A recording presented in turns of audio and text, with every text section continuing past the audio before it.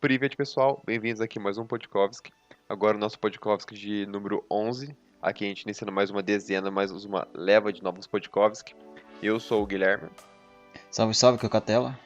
Aqui é o Vinícius. E hoje, rapaziada, a gente vai estar tratando sobre os eventos culturais da Rússia.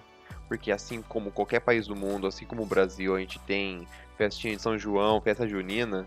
Lá eles têm seus próprios eventos e eles são muito interessantes, rapaziada. Vocês vão se interessar pra caramba. Para separar aqui, ó, o primeiro aqui é 12 de junho. Aí você me pergunta, o que é 12 de junho? É a Declaração da Soberania Nacional da Federação Russa. Ou, então, simplesmente o Dia da Rússia. E nesse dia os russos comemoram o que eles consideram a sua independência. E o interessante é que eles fazem diversas coisas nesse dia para poder comemorar. Tem concertos de todos os tipos de músicas que acontecem em lugares públicos. Tem muita dança e inclusive aula de dança gratuita nas ruas principais da cidade. Algo bem interessante. Então, as pessoas podem simplesmente ir lá e aprender alguma coisa. Caraca! Tem competições esportivas ao ar livre, celebrações em clubes noturnos e todo esse lance mesmo de um grande ambiente de festa e comemoração. Que realmente, e para finalizar, eles têm fogos de artifício até o final do dia. Então esse é meio que a finalização, assim, para fechar com chave de ouro a comemoração. E um pouco da história, né, do porquê dessa comemoração. Você acha que isso pode ser comparado, um dia de proclamação da independência, ou o 7 de julho nos Estados Unidos? Todo mundo já deve ter algumas referências, né, de outros lugares. E basicamente, né, é uma data comemorativa e no caso foi quando o primeiro congresso dos deputados populares da República Socialista Federativa Soviética da Rússia declararam então a soberania nacional da Federação Russa. E aí eles tiveram os plenos poderes para gerir politicamente e socialmente o país. No caso, essa foi a independência da Rússia. E essa é a parte histórica e a parte cultural aí desse evento. É algo bem interessante e é um evento bem grande, né, já que é o Dia da Rússia. Beleza, como todo mundo sabe, todos os lugares que tem a religião como o catolicismo, tanto ortodoxo, que é o caso da Rússia, como o catolicismo apostólico romano, comemora-se o Natal. Beleza, mas na Rússia, a Rússia tem datas diferentes e o Natal não é exceção. O Natal na Rússia ele não é dia 25 de dezembro, ele é dia 7 de janeiro. Tem um motivo para isso, o motivo foi bugs dos calendários. Porque o calendário dos russos era... Eu esqueci o nome, gregoriano, não sei, ou juliano, um dos dois. Eu sei que na troca dos calendários tinha algum... Era juliano e aí adotaram o gregoriano, né? Alguma coisa do tipo. Certo. Eu sei que mudou os calendários e isso aconteceu que um deles tinha mais datas do que o outro, ou menos, não sei. E isso fez com que algumas datas que eram do antigo calendário adiantassem no novo. Então o que pra gente ficaria dia 25, que fica dia 25 de dezembro no Natal, pra eles não fica, pra eles fica lá pro dia 7 de janeiro. Mas o Natal lá é comemorado do mesma forma que comemora aqui, porque como a religião é parecida, né, é um cristianismo, só muda um pouco uma vertente assim diferente. Então eles também têm as coisas típicas lá, por exemplo, eles têm pratos típicos das regiões deles. Como é todo russo, bebe o quê? O quê? Vodka. Bebe vodka. Ou outros tipos de bebida também. O Natal não é exceção. Não, rapaziada. tudo que tem evento tem vodka. Não se esqueça, é russo. E vai ter... A água na Rússia não virou vinho. Pro vodka. Lembrando, quem quiser saber sobre curiosidades sobre principalmente da vodka também, vai lá nos podcasts de curiosidade que a gente fez uma vez, que foi o podcast 2. Mas eles fazem mais comidas, faz vodka, outros tipos de bebida e tudo mais. Coisas naturais de qualquer tipo de comemoração. E muita vodka. Então, aproveitando aí o embalo do Natal, eu vou falar de outro evento que assim como no Brasil ou nos Estados Unidos acontece, que é a Páscoa.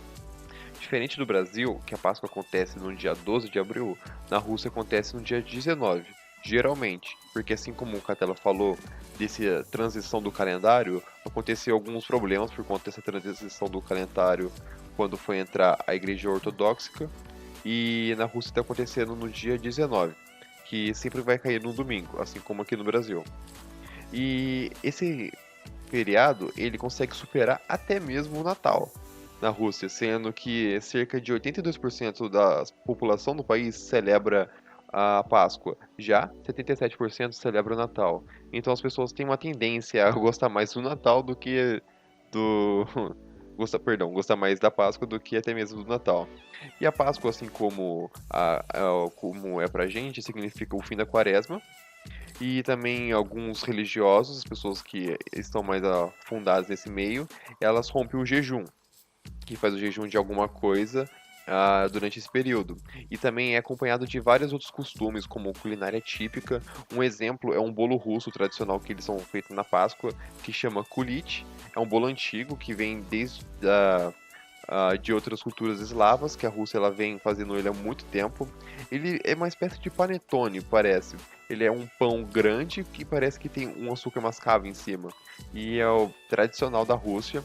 E esse bolo barra pão, ele se deriva desde o Império Bizantino. Então é uma parte cultural muito importante da Rússia e de outros países que são cristãos e ortodoxos. Então é um bolo bem cultural, que tem muita história por trás e bem antigo.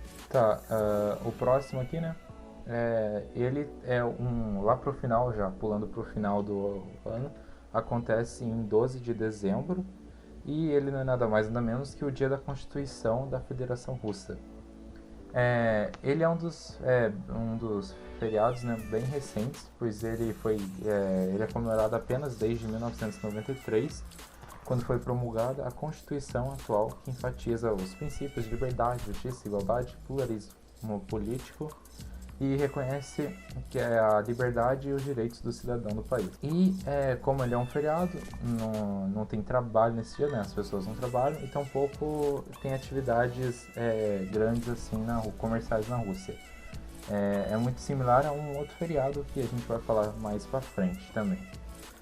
Mas o que tem de interessante é que normalmente os russos utilizam essa data para poderem descansar, organizar jantares em família, passar bons momentos com os parentes, celebrar um pouco e comemorar, né, o aniversário da Constituição.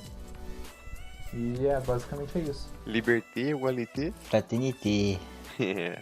Manda bala, Cadela. Indo pro próximo evento, saindo do começo do ano para voltar pro começo do ano, temos um ano novo. O ano novo, os russos eles também comemoram dia 1º de janeiro, porém, lembra do problema do calendário? Então, afeta aqui também. Eles comemoram o antigo e o novo. O antigo é em 13 de janeiro.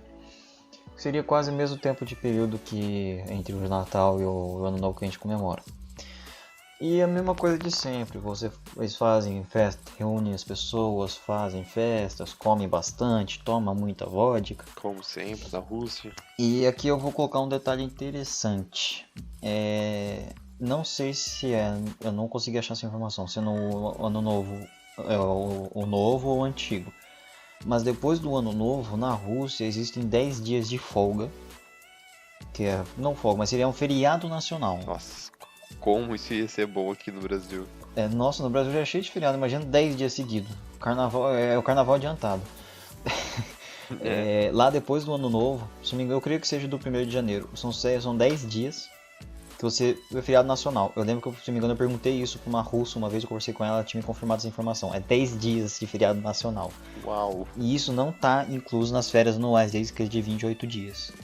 Tá? Só colocar um detalhezinho aqui. Então, imagina, você que tem aquela folguinha no começo do ano, depois do ano novo, mais as tuas férias. Imagina se emendou. Nossa. Então, mano, imagina como ia ser bom aqui, 10 dias só de um tempinho extra pra todo mundo começar o ano bem, começar o ano descansado. Organizar o ano, porque como aqui no Brasil só começa a funcionar depois do carnaval. E ainda vai pegando aos poucos, né? Vai uma engrenagem que vai girando aos poucos. Não é muito rápido não, viu? Bem isso mesmo. Bem, até ainda mais com a quarentena agora, a engrenagem parou, ela tá voltando pra trás. Tá retardando. Tá aos poucos, mas tranquilo. O próximo feriado que eu separei aqui, rapaziada, já começando no começo do ano, dia 23 de fevereiro, que é o dia do Defensor da Pátria. Assim como nos Estados Unidos, uma coisa que eu acho interessante ressaltar, a Rússia ela exalta bastante esse patriotismo, como os outros feriados que a gente citou aqui e ainda vai citar, sobre da Constituição, da unificação russa, tudo isso para ressaltar a nacionalidade do povo russo. E esse feriado, ele é também conhecido como o Dia do Homem. As mulheres geralmente elas dão um presente para os seus maridos, para os homens, essas coisas.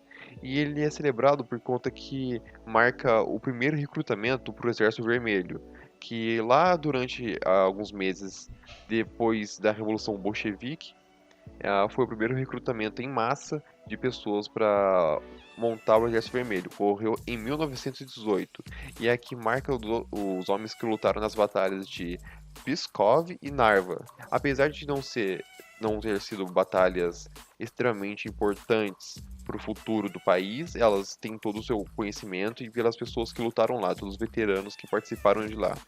E é interessante que ela começa a celebração quando o presidente ele vai a um monumento conhecido como Chama Eterna, que fica lá no Kremlin, lá em Moscou. Ele faz uma coroa de flores e coloca diante desse monumento, que é para relembrar todos os heróis de guerras que morreram durante essa parte aí. Bem interessante, né, esse lance da Chama Eterna. É, mano, é bem uma ressaltação mesmo, assim como tem muitos monumentos em outros países que viveram em períodos de guerra, é que aqui no Brasil a gente não tem um exemplo tão forte de um monumento de guerra, assim.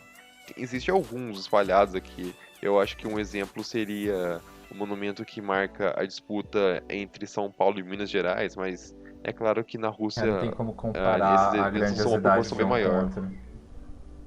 É Com uma certeza, escala bem tanto maior. que tanto que o presidente faz uma coroa de flores, coloca em frente ao monumento para relembrar todos os soldados que se sacrificaram. E isto porque ainda é dito como não ter sido uma das batalhas mais importantes para a Rússia, mas mesmo assim tinha o seu devido conhecimento. Bem interessante. E indo pro próximo agora, a gente tem 9 de maio, que no caso é o Dia da Vitória. E nesse dia a Rússia inteira celebra, ela recorda, né, os primeiros passos para o fim da Segunda Guerra Mundial. E basicamente é uma data na qual as tropas da União Soviética e dos aliados conseguiram que um marechal do campo da Alemanha nazista assinasse um acordo para depunhar as armas, e aí basicamente isso foi um grande encaminhamento para o final da Segunda Guerra. E no caso eles celebram isso nessa data, 9 de maio. E ela é celebrada desde Belgorod até Vladivostok. E uma coisa muito interessante é que são desfiles militares que ocorrem nesse dia. E você pode ver pelas ruas tanques de guerra em diversas ruas da cidade, aviões que cortam os céus durante todo o país. E isso é bem interessante, né? É um evento que celebra a paz e é bem bonito de se ver esses desfiles militares, algo bem interessante. Interessante. Uma coisa sobre... Você falou que é de Belgorod até Vladivostok, certo? Vamos dar uma noção pro pessoal que distância que é essa. Vladivostok fica lá do lado do Japão. Lá do lado das Coreias e do Japão. É longe pra caramba. É longe. Belgorod, estou me localizando aqui no mapa, porque eu não sei onde é que é. Mas não creio que seja tão perto de Vladivostok. Porque Vladivostok é lá do outro lado, na parte asiática da Rússia e tudo mais. Sim, um evento realmente celebrado por praticamente toda a Rússia. Eu creio que Belgorod seja na parte europeia. Isso mesmo, Belgorod é perto da Ucrânia, é quase na fronteira com a Ucrânia. Isso se não for fronteira. Então ela é muito próxima aqui da Europa, percorre a Rússia inteira praticamente. Vai desde então ali do lado da Ucrânia ali, vai até a China. Mais ou menos a localização geográfica, né? Isso, localização geográfica, né? De onde que vai até onde. É muito grande, então tipo, é quase a Rússia, praticamente a Rússia inteira comemora esse festival, esse negócio. E agora indo para um outro festival, eu vou falar da Maslenitsa. Maslenitsa é um período que ocorre na última semana antes da Quaresma Ortodoxa, né? Assim como tem a Quaresma para os apostólicos romanos, tem a Quaresma para os ortodoxos. E ela é a última semana antes da Páscoa e ela é 7 semanas antes... Não, é a última semana antes da Quaresma e 7 semanas antes da Páscoa. Lá você cada dia se faz uma coisa diferente. Mas uma das coisas que se fazem nesses eventos eles fazem muita panqueca. É uma comida típica desse período, né? Eles fazem panquecas o tempo todo. Eles fazem, ou então fazem crepes e um negócio chamado blini, que eu não consegui pesquisar o que é. Uma curiosidade sobre a panqueca na Rússia é que, principalmente quando tá entrando a primavera, a panqueca é uma forma de celebrar a entrada do sol para cultivar as plantas e tudo começar a florir. Porque a panqueca ela é celebrada como a própria figura do sol. Então, uma curiosidade aí sobre a panqueca. E informações vindas de uma própria Rússia, que nossa antiga professora Olga que nos contou. E isso é importante porque o período aqui da quaresma é ali no outono, que lá é primavera. Ó que interessante. Dá pra perceber. Ó, vou falar cada dia da Maslenitsa. Cada dia tem um nome e cada um deles representa alguma coisa. O primeiro dia ele é chamado de Vistretsa, alguma coisa assim, que chama encontro. É um dia que as crianças vão fazer boneco de palha, que é chamado de Maslenitsa, o nome dele, boneco de palha. Fazem várias coisinhas nele. Saem cantando por aí várias músicas folclóricas. As pessoas, as donas de casa fazem as panquecas e tudo mais. E normalmente a primeira panqueca é sempre dada para os mendigos, como se fosse uma recordação dos falecidos. Que legal, velho. E é um dia que você vai comemorar, fazer algumas coisinhas, vai brincar de trenó na neve, não sei o que, tudo mais, vai cantar música e tal. O segundo dia da Maslenitsa é conhecido como Zaigrit, que significa paquera. Olha só. Paquera? O que acontece nesse dia? Se liga. Nesse dia, a escolha dos pares, ou seja, os rapazes vão procurar as futuras esposas e as mulheres vão ficar jogando olhares pros homens que passam. Vai ter aquele negócio de formar como se fosse o casamento, por dizer assim. É tipo um dia dos namorados e mandar um correio. Não, só que ela fica trocando olhar com o cara. Só fica trocando olhar pro cara. Só que aquelas trocas de olhares fulminantes. E o cara troca um olhar de volta? Ou... Mais ou ele menos faz outra também, coisa? mais ou menos, até ver se vai rolar ou não. Quem vive mais ganha. Disputa depois de disso tapa com urso. Tem um bagulho de briga, mas ela no outro dia lá. É no outro dia. Ah, tá. Eu antecipei, foi mal aí, rapaziada. Antecipei no terceiro dia, chamado... Spoiler. O terceiro dia é chamado de Lakanka. O Lakanka, de acordo se eu for falar no russo. Chama Gulosema. Nesse dia, as sogras elas convidam genros e servem panquecas para eles. Aí você vai comer muita panqueca. Nesse dia também os casais que são jovens que se vestem como se estivessem em casamento. O pessoal que é solteiro continua procurando gente. Se não achou, continua, não desista.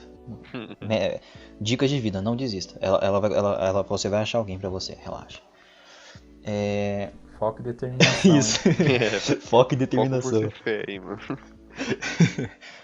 Aí as famílias elas servem comidas, fazem panquecas, no interior faz cerveja. Maneiro. E nesse período, no dia da Lakanka especificamente, você tem que comer o quanto que você pode. Pode comer, enche o bucho. É da hora, hein? É pra encher o buchinho, que é pra você aguentar a quaresma. É mais ou menos isso que ele diz. E pra você comer pelo menos as comidas que ainda não que são permitidas. Porque, diferente com a quaresma dos católicos, os romanos, nos ortodoxos existem alimentos que você não pode comer. Uhum. Carne, laticínios, tipo leite, manteiga, queijo, você não pode comer. Tem alguma coisa específica, alguns alimentos específicos você não pode. É coisa deles mesmo. Aí a gente vai pro quarto dia. O quarto dia é chamado de Razguliai, chamado de dia da diversão. Nesse dia todo mundo se junta para se divertir, desde criança até idosos. Aí no quarto dia, nesse dia são organizadas lutas de soco. Caraca. Entre os homens e brincadeira de capturar paredes de neve, que elas vão simular uma fortaleza. Você captura fortalezas e briga. Mano, eu acho sai que... Sai dando porrada no teu amigo. A Rússia veio antes de Esparta, velho. Não é possível isso. Os caras vivem pra brigar e se matar. Não, mentira, rapaziada, a Rússia não é essas coisas não. Não é desse jeito também não. Mas eles têm essa tradição de no quarto dia fazer, no quarto dia. No quinto dia, chamado de Tchotchny Vitirk é chamado de Noites da Sogra. Por quê? Porque é quando as sogras vão visitar os genros pra fazer o quê? Comer o quê? Comer o quê? Panquecas.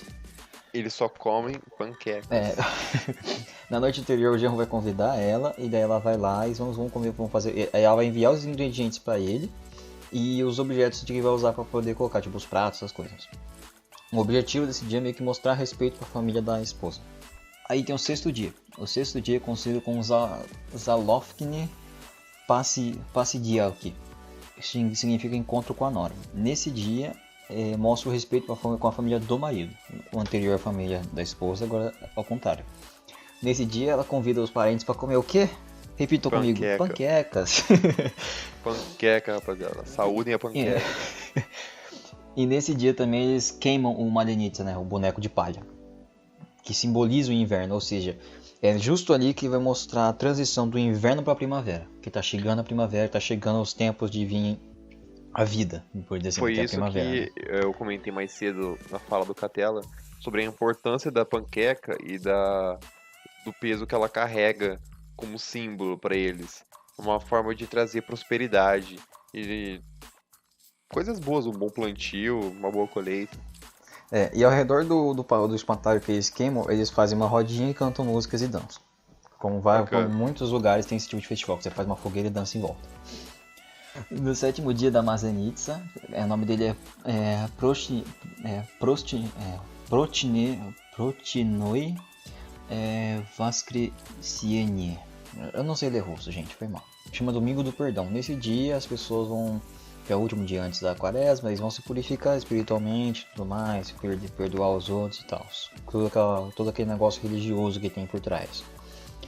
E mais ou menos isso. Só que isso como hoje em dia, isso são tradições antigas, então às vezes pode acabar mudando, não acontece uma coisa ou outra, mas essencialmente é assim que acontece esse período, essa semana chamada Maslenitsa. Certo. Eu ia comentar que se houver interesse, a gente comenta num próximo podcast de curiosidades sobre os campeonatos de tapa na cara na Rússia. Verdade. Que é algo que se popularizou lá e toda uma cultura por trás disso. O campeonato grande na Sibéria aconteceu. Campeão mundial de tapa na cara é russo, mas tranquilo. Aproveitando. Não, mas interessante essa série de dias, né? Porque é legal porque cada dia tem um seu significado. Sim, cada dia né? você traz uma coisa diferente. São bem isso. diferentes, até é bem diversificado. É muita coisa que a Rússia tem, enriquece, assim, de verdade. Bastante diversidade e panqueca. Sim, não, com certeza, não pode faltar Bastante panqueca. Principalmente panqueca. Aproveitando aqui, outro feriado muito importante na Rússia seria o Dia da Reconciliação e Concordância, mas também é conhecido como Dia da Unidade. O nome desse feriado já expressa o sentido dele, que seria a unidade do povo russo como um só. Ele acontece no dia 4 de novembro. E ele é marcado quando os russos conseguiram expulsar as forças polonesas de Moscou e de outros dos seus territórios. E inclusive nesse feriado tem uma santa padroeira, que seria a Virgem de Kazan, ou Nossa Senhora de Kazan, que ela seria a protetora de Moscou. E ela foi aderida depois de anos como a padroeira de Moscou. E é marcado nesse dia a desocupação dos invasores russos. E em 2004, o patriarca Alexio II, ele declarou esse dia como um dia das pessoas mostrarem solidariedade, delas se juntarem com o povo. Como é que é? Eu não entendi direito como é que funciona isso aí. Você falou da padroeira. Tranquilo, eu explico de novo. Eu acabei pegando direito. Seria basicamente assim. Nesse dia, lá em 1645, foi celebrada a vitória e a expulsão dos inimigos que estavam dominando o território russo, ali em Moscou e outras regiões ao norte, que seria o povo que marcaria a guerra contra a Polônia, ocupação da Polônia e da Lituânia, e aí estaria marcando o final disso. E foi aderido como padroeira da cidade a essa santa, que seria a Nossa Senhora de Kazan, que depois de uma época de fome e de muita pobreza na Rússia, foi dito que essa santa ela apareceu para uma menina e pedindo para que ela escavasse um certo local, escavasse uns certos escombros e lá ela encontrou a imagem dessa santa. É dito que essa imagem dela foi pintada na antiga, no antigo Império Bizantino. É uma imagem muito bonita que aparece a santa segurando o menino Jesus, pintada com detalhes de ouro e prata. É muito bonita a imagem. E ela foi dita como a padroeira da cidade, que traria o bem, tanto que a cidade foi conseguiu se reerguer depois, junto com Pedro o Grande e outros czares que vieram futuramente que conseguiram reerguer Moscou. Então é dito que essa santa seria a padroeira de Moscou. Isso me Tá aí, lembrou outra tranquilo? coisa. Você falou que foi 1600 e pouco, não foi? Então, 1600, Aham. pra quem sabe, invasão polonesa, pra quem já ouviu os podcasts sobre história que a gente falou dos Romanov, foi nesse período que estava acontecendo o tempo das perturbações, e daí surgiu o primeiro Romanov que começou ali a dinastia Romanov. Só curiosidade aqui. Fica a dica então, hein? Ouçam os podcasts aí sobre história. Eles estão bem recheados sobre eventos históricos e até mesmo sobre algumas coisas que a gente Cheio de acaba coisa. citando aqui nas curiosidades. Sim. Inclusive o czar dessa época era o Alexio I, só pra deixar claro. Que ele foi um czar importante para a Rússia. E nesse dia, em 2004, foi declarado e apoiado pelo atual e presidente Vladimir Putin que um patriarca chamado Alexio II, ele propôs que fosse uma data para a gente relembrar da libertação de Moscou e, além disso, relembrar a unidade do povo russo, deixando todas as pequenas divergências de lado e se juntando como um povo para conseguir expulsar os invasores, se juntar e conseguir fazer a Rússia crescer de novo. Então, nesses dias, os pobres eles são acolhidos pelos mais ricos, eles fazem caridades, eventos, um dia que celebra a unidade deles como uma nação de verdade. É um dia bem importante para a Rússia. E só para relembrar, 4 de novembro. Interessante, interessante. O próximo aqui é uma série de dias, na verdade. No caso, vai de 5 a 19 de janeiro. E, perdão pelo meu russo, e é chamado de Los Sviayat. Realmente eu peço Tá desculpa perdoado. pelo meu russo, mas acontece, né? E é algo bem simples na realidade. Nessa celebração envolve precisamente o ato de dar presentes. Você agradecer seus amigos e promover solidariedade dando presentes para as pessoas, seus conhecidos, para as pessoas necessitadas e coisas assim. Sim, esse lance de presente e de unidade é bem presente. E principalmente nessas datas que a gente consegue ver esse lance dos presentes, que é algo bem interessante. E basicamente isso é para relembrar quando os 6 magos deram os presentes para o menino Jesus. E no caso essa é uma espécie de evento para relembrar esses dias de 5 a 19 de janeiro. Los Sviat. Como deu para perceber, muitos dos eventos que tem na Rússia eles têm uma ligação muito religiosa com a Igreja Ortodoxa. Sim. Porém, nós temos também eventos que, uma vez ou outra, remetem à cultura pagã dos povos eslavos. São essas tradições que elas se misturam com as atuais tradições cristãs que vieram depois da Rússia ter se aderido como ortodoxa. Mas ainda se mantém algumas características do que era antes e ela acaba se adaptando, né? E um desses eventos se chama Noite de Ivan Kubala. É a noite do dia 6 para o dia 7 de julho. E ele é um evento pagão dos povos, ele é uma tradição dos povos eslavos e ele tem a coincidência com a data de nascimento de São João Batista. Então a igreja ela ainda puxa um pouco por dar essa coincidência. Mas falando do evento em si, o que acontece nesses dias? É um evento que você vai ter muitos jovens participam, principalmente os jovens participam desses eventos. Você vai ter várias coisas como coleta de ervas e de flores. As mulheres vão montar coroas de folhas, vão decorar as casas, vai fazer fogueira, vão cantar em volta da fogueira. E essa fogueira ela vai simbolizar o sol. Eles colocam uma espécie de roda em cima que simboliza o sol. E eles fazem homenagem a esse evento para fazer homenagem ao sol, para fazer uma maturidade e simbolizar o início do verão. Mais ou menos isso, para simbolizar que está começando uma nova fase. Aqui no Brasil seria o inverno, lá está começando o verão. Assim como a Alenitsa, como se fosse o início da primavera, aqui é o início do verão, que seria esse evento aí. Então você não dorme. Tem Algumas que virar à curiosidades sobre esse noite. evento é que nessa noite é considerado perigoso dormir. Porque as bruxas. Porque dizem que nessa noite as bruxas elas têm força de maldição, Ó. tipo, As babaiagas emanando aí. assim, por As dizer assim. babaiagas aí. Quando elas têm mais força. Dizem que é perigoso dormir. Então o que você faz? Você comemora e vira a noite do lado de uma fogueira. Aí senão qualquer coisa você joga ela na fogueira. Brincadeira, brincadeira. O cara mandando queimar todo mundo. Não, eu tô brincando. Arthur, alguém fala pro Arthur correr tirar isso aqui do negócio depois. E. não é desse jeito. Da hora.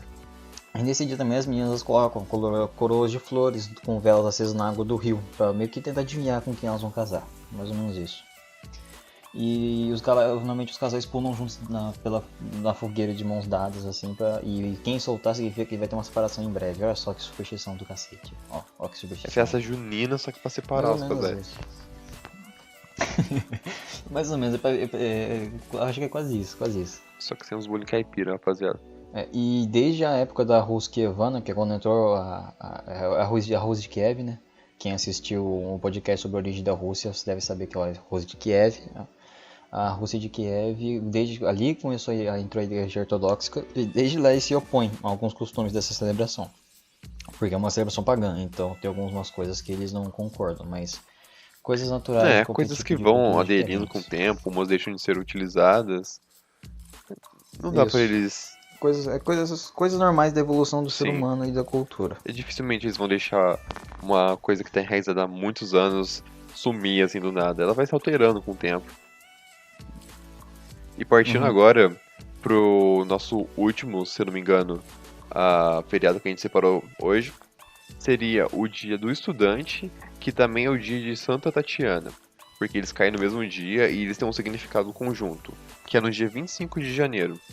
Primeiro, falando sobre a Santa Tatiana, ela foi uma mártir cristã, que ela morreu por volta de 222... perdão, ela nasceu por volta de 222 e 230 e veio a falecer em 250, por aí. Ela nasceu em Roma. Ela foi capturada durante a sua cristianização e nessa época a Rússia ela ainda era pagã e ela foi, diz a história dela, que ela foi obrigada a orar em frente a uma estátua pagã e que a fé dela no cristianismo era tão forte, mas tão forte, que aquela estátua pagã ela caiu no chão e se quebrou. Então ela foi torturada, ela sofreu muitas coisas durante a vida dela, até que no final ela foi executada. Então ela depois foi venerada como uma santa e ela é relembrada pelo povo russo fortemente. E agora sobre o Dia do Estudante. O Dia do Estudante foi declarado em 1755, no dia 25 de janeiro, pela Imperatriz Isabel, a Imperatriz da Rússia. Ela assinou uma petição para estabelecer a Universidade de Moscou. Então esse dia ficou conhecido como a fundação da Universidade de Moscou. Universidade aí famosa aí, rapaziada, tá lá nos nossos posts, lá você pode pesquisar. Não é não, Catela?